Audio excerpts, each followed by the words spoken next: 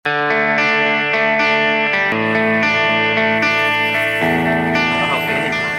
Sa wakas, no more sana all. Sa wakas, natupad na rin yung habili ng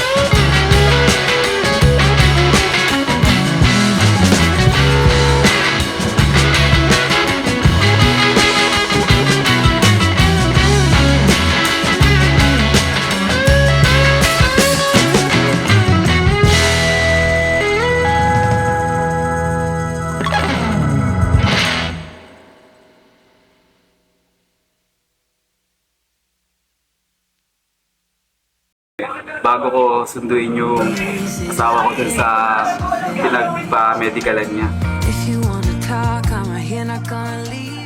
Hapon pa nga ako excited eh. Kagabi, di ako makatulog. Kasi basta excited ako. Ito kasi yung araw na hinihintay ko.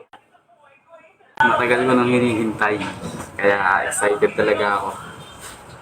Kasi ngayong araw na to ang pauna-unahang araw na sasahod tayo sa YouTube. Charot lang. Charot lang. Sahod agad.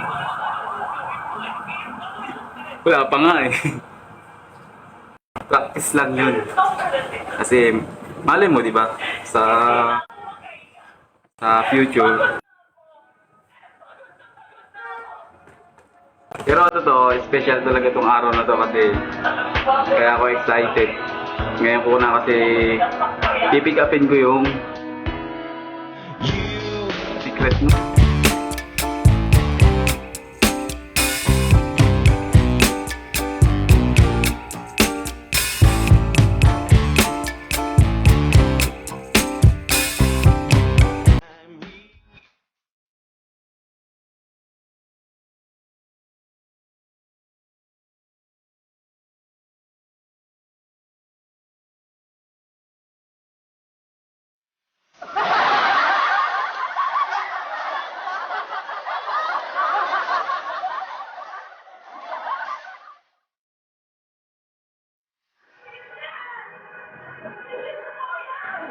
Okay, ready na tayo.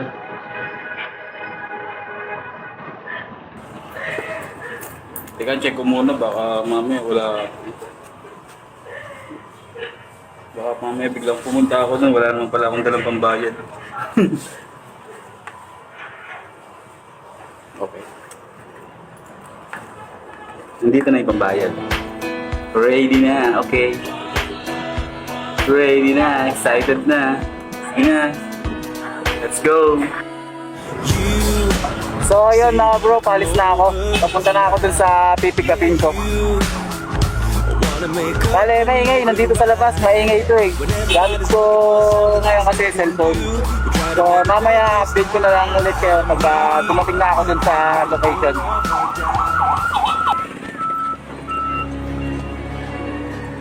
Ito ang bayan ng Binangonan.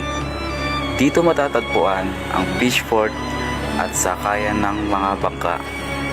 Kilala rin ito sa tawag na pretil. Dito sa daungan na ito sumasakay ang mga tao patungo sa mga iba't ibang lugar o barangay ng Binangonan na kung tawagin ay isla.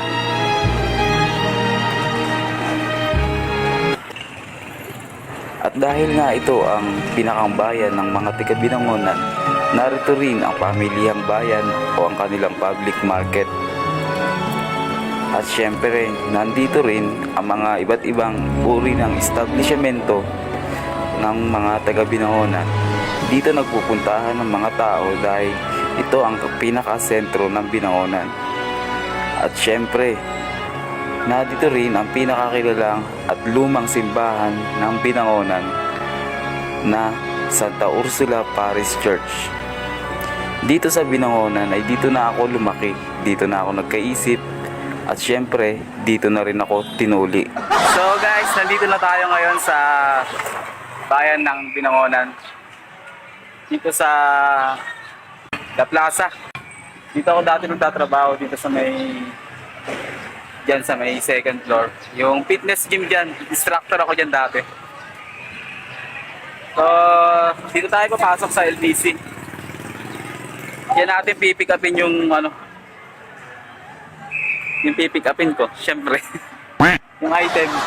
So, papasok na ako at hindi na ako magbibideo sa loob kasi baka bawal yata mag-video.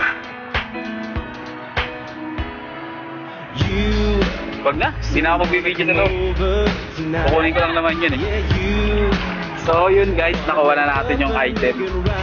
Ito na siya oh.